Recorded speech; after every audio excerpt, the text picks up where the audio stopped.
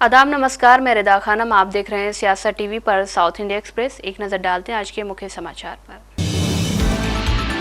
केंद्रीय मंत्री जी किशन रेड्डी ने कहा कि हाल ही में एक कैबिनेट बैठक में पीएम मोदी ने सभी मंत्रियों को संबंधित निर्वाचन क्षेत्रों में बड़े अस्पतालों का दौरा करने का निर्देश दिया।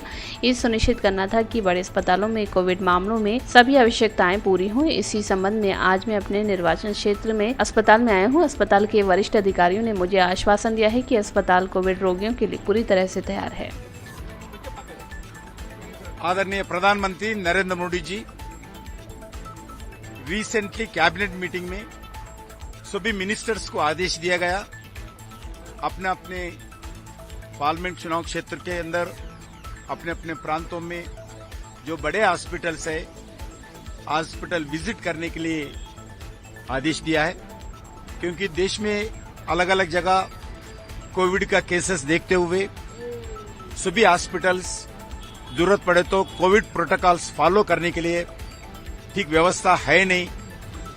और जो पीएम केयर्स के द्वारा जब देश में कोविड का स्थिति ज्यादा था, जब सभी जगह ऑक्सीजन प्लांट्स को एस्टैब्लिश किए थे, वह प्लांट्स काम नहीं कर रहे क्या स्थिति है, उसमें और रिपेयरिंग करने का जरूरत है क्या, पूरा अपडेट करने का जरूरत है क्या, ऐसा देखने के लिए भी आदेश दिया है। इसी दृष्टिकोण से मेरा पार्लियामेंट चुनाव क्षेत्र के अंदर इस बड़ा गांधी हॉस्पिटल देखने के लिए आज आया हूं। बीआरएस के कार्यकारी अध्यक्ष के.टी. रामाराव ने आज कहा कि वो तेलंगाना के प्रति कांग्रेस सरकार के वादों के कथित खोखलेपन को उजागर करना जारी रखेगी। केटीआर ने कहा कि वो बीआरएस पार्टी किसी भी तरह के दबाव से डरने वाले नहीं है। उन्होंने स्पष्ट कर दिया कि इनमें से कोई भी उन्हें 6 गारंटियों को लागू करने की धोखाधड़ी को उजागर करने से नहीं रोकेगा, जिनका सरकार ने वादा किया था। एक्स पर एक पोस्ट में तेलंगाना के पूर्व मंत्री ने कहा कि चाहे कितनी भी साजिशें रची जाएं, कुछ भी काम नहीं होगा और कांग्रेस पार्टी वादों और घोषणाओं के साथ लोगों से किए गए झूठ को उजागर करना जारी रखेगी। केटीआर ने कथित फार्मूला ई घोटाला मामले में आज तेलंगाना भ्रष्टाचार निरोधक ब्यूरो के सामने पेश हुए। इस मामले में केटीआर से एसीबी और ईडी अधिकारी पहले ही कई बार पूछताछ कर चुके हैं। रेन बाजार पुलिस ने 12 जून को याकूतपुरा विधायक जाफर हुसैन मिराज के बारिश प्रभावित क्षेत्रों के दौरे के दौरान एमआईएम पार्टी कार्यकर्ता पर हमला करने के आरोप में 7 लोगों के खिलाफ मामला दर्ज किया है। अब्दुल अजीज द्वारा दायर की गई शिकायत के मुताबिक जब विधायक याकूतपुरा में जलभराव बिंदुओं का निरीक्षण करने पहुंचे तो वो अपने चाचा ख्वाजा नसीरुद्दीन के साथ थे। रेन बाजार पुलिस ने बीएनएस की धारा 118, 115, 351 के तहत मामला दर्ज किया है और जाँच शुरू की। 12 जून को बारिश से मुर्तजा नगर, मदीना नगर, मौला का चिल्ला और याकूतपुरा के अन्य हिस्सों में कई घर जलमग्न हो गए। निवासियों ने घरेलू सामानों को व्यापक क्षति होने की सूचना दी और कहा कि उन्हें अपनी जान बचाने के लिए सब कुछ छोड़कर भागना पड़ा। 15 जून को मादापुर के हित में आयोजित गद्दार फिल्म अवार्ड्स में उल्लेखनीय प्रदर्शन और पुरस्कार प्रस्तुतियां हुई, जिनमें मुख्यमंत्री ए रेवंत रेड्डी और डिप्टी सीएम मल्लू भट्टी विक्रमार्क ने भाग लिया। तेलुगु एंकर सुमा और श्रीमुखी ने इस कार्यक्रम की मेजबानी की। तेलंगाना लोक गायिका मंगली ने कार्यक्रम के दौरान एक उच्च ऊर्जा प्रदर्शन किया और सीएम रेवंत रेड्डी का आभार व्यक्त किया। उन्होंने दिवंगत गीतकार गद्दार को श्रद्धांजलि के रूप में फिल्म माँ भूमि के क्रांतिकारी गीत को प्रस्तुत करने के लिए दर्शकों से अनुमति मांगी। अभिनेता अल्लू अर्जुन को पुष्पा 2 में उनकी भूमिका के लिए सर्वश्रेष्ठ अभिनेता का पुरस्कार मिला। उन्होंने सीएम रेवंत रेड्डी को बधाई दी और पुरस्कार को अपने प्रशंसकों को समर्पित करते हुए फिल्म का एक संवाद पेश किया।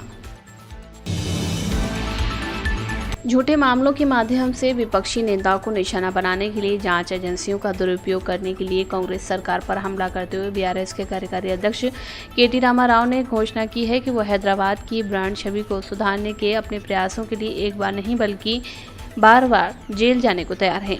एसीबी कार्यालय के अपने दौरे से पहले तेलंगाना भवन में मीडिया कर्मियों से बात करते हुए रामाराव ने कहा कि वो कांग्रेस सरकार बीआरएस अध्यक्ष और पूर्व मुख्यमंत्री के चंद्रशेखर राव को निशाना बनाकर परपीड़क खुशी हासिल करने का प्रयास कर रही है। हालांकि उन्होंने पीछे न हटने की कसम खाई है, भले ही इसके लिए उन्हें जेल जाना पड़े।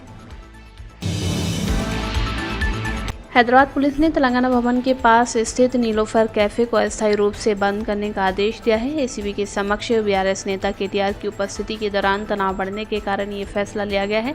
ये बंद क्षेत्र में बढ़े हुए सुरक्षा उपायों का हिस्सा था। आज सुबह अधिकारियों ने ग्राहकों से परिसर खाली करने को कहा, बाद में कैफे को अस्थायी रूप से बंद कर दिया। रिपोर्ट्स के मुताबिक पुलिस ने मौके से कुछ लोगों को हिरासत में लिया है। हालांकि आधिकारिक विवरण स्पष्ट है। अचानक बंद होने से कई लोग आश्चर्यचकित रह गए हैं, क्योंकि कैफे स्थानीय लोगों के विजिटर्स के लिए एक प्रसिद्ध केंद्र है। जेडीएस सुप्रीमो एचडी देवेगौड़ा ने अपने बेटे और केंद्रीय मंत्री एचडी कुमारस्वामी पर लगे भ्रष्टाचार के आरोपों का जोरदार बचाव करते हुए उन्हें निराधार और जानबूझकर बदनाम करने के अभियान का हिस्सा बताया।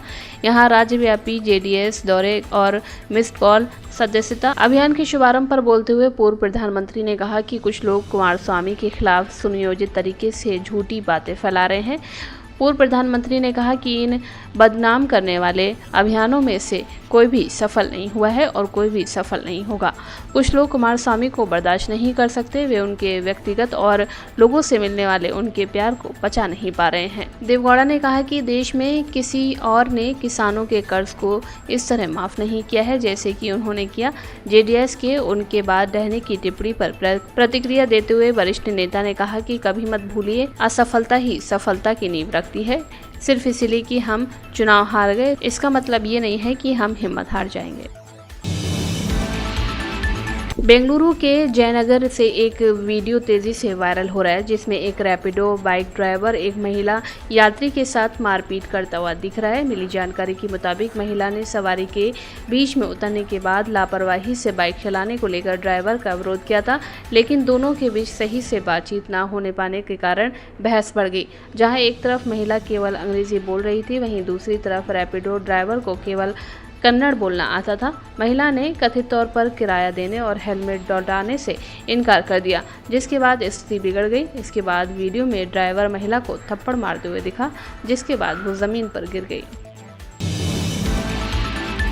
साउथ इंडिया एक्सप्रेस में बस इतना ही। मुझे दें इजाजत। आप बने रहें सियासत टीवी के साथ।